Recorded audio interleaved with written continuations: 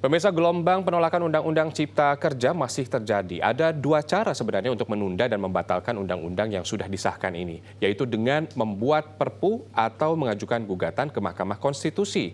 Sejauh mana peluang ini? Berikut laporan khas redaksi. Masih ada ketidakpuasan terhadap Undang-Undang Cipta Kerja ini, silahkan mengajukan uji materi atau judicial review melalui MK, Mahkamah Konstitusi.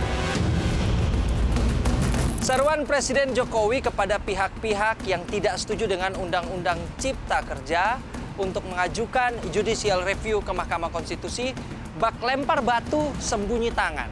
Padahal tidak sepantasnya pemerintah melempar tangan kepada lembaga negara lain. Mahkamah Konstitusi dianggap sebagai tempat sampah. Konstitusionalitas undang-undang hanya dianggap milik Mahkamah Konstitusi, sementara DPR dan pemerintah bisa bebas menyimpang dari konstitusi.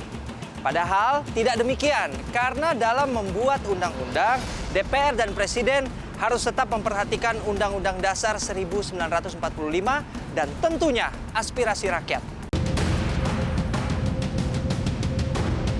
Begitu percaya dirinya pemerintah mengarahkan pihak yang tidak setuju Omnibus Law untuk menggugat di Mahkamah Konstitusi, justru memantik pertanyaan. Ada apa di sana? Satu-satunya cara untuk bisa mengagalkan Omnibus Law sesuai jalur ini pun mulai diragukan sebagian kalangan. Faktor latar belakang para hakim MK menjadi salah satu pertimbangan. 6 dari 9 hakim MK merupakan perwakilan DPR dan pemerintah. 3 lainnya independen dan murni praktisi hukum. Selain itu, Januari silam, Presiden Joko Widodo telah meminta Mahkamah Konstitusi mendukung Omnibus Law. Permintaan saat itu disampaikan ketika MK menyampaikan laporan tahunan. Apakah jauh-jauh pemerintah sudah mengantisipasi dan mengkondisikan akan adanya perlawanan Omnibus Law ini?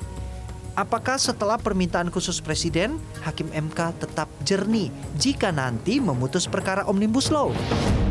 MK memastikan bahwa dirinya independen dan imparsial gitu kan.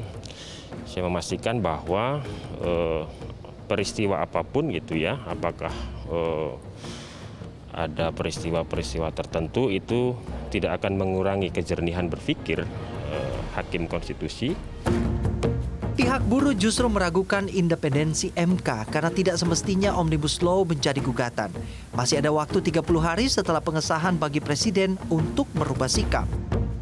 Kegampangannya adalah Hakim Konstitusi itu kan 3 dari DPR, 3 dari pemerintah, 6, 3 lagi yang independen. Itu pun kita masih pertanyakan yang independen.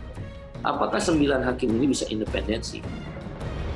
Para hakim ataupun Mahkamah Konstitusi akan menjawab, tentu kami akan independen. Jika menimbang situasi politik yang bergejolak pasca disahkannya Undang-Undang Cipta Kerja, keberpihakan Hakim MK akan membuat tensi tinggi massa semakin memuncak. 9 orang negarawan di dalam Mahkamah Konstitusi itu yang menjadi Hakim Konstitusi, tentu mereka membaca kegelisahan masyarakat. Mereka juga mengikuti perkembangan Omnibus Law ini sejak awal. Sedangkan perhitungan pakar hukum, potensi dibatalkannya Omnibus Law Cipta Kerja ini cukup besar jika terbukti melanggar Undang-Undang Dasar 1945. Apalagi proses dibuatnya Omnibus Law tidak transparan sedari awal. Cukup besar potensinya untuk bisa dikabulkan di Mahkamah Konstitusi selama ada bukti-bukti materi tersebut yang bertentangan. Karena ini domain ekonomi, nampaknya uji konstitusionalitasnya akan berada di pasal 33 Undang-Undang Dasar Negara Republik Indonesia tahun 1945. Sambil menunggu sikap pemerintah dan Presiden menandatangani Undang-Undang Cipta Kerja, gerakan aksi demonstrasi atau mogok nasional akan tetap dilakukan oleh buruh dengan tertib dan tidak anarkis, serta mempertimbangkan kondisi pandemi. Dalam mengajukan judicial review undang-undang ke Mahkamah Konstitusi, ini harus jelas pasal yang dipermasalahkan. Karena apabila gugatan dikabulkan, maka MK hanya akan membatalkan pasal yang digugat, sedangkan pasal-pasal yang lain akan tetap berlaku seperti sedia kala. Nah, ini makanya penting sekali untuk berhati-hati dan spesifik dalam menentukan argumen yang nanti dijadikan dalil sehingga Mahkamah Konstitusi tidak bisa menolaknya. Ya, perlu kerjasama dari semua elemen, tokoh masyarakat, akademisi, dan ormas untuk memahami betul tentang Undang-Undang Cipta Kerja yang bertentangan dengan konstitusi. Kalau tidak, ini hanya akan melakukan langkah yang sama dengan DPR, membahas Undang-Undang Cipta Kerja dengan terburu-buru.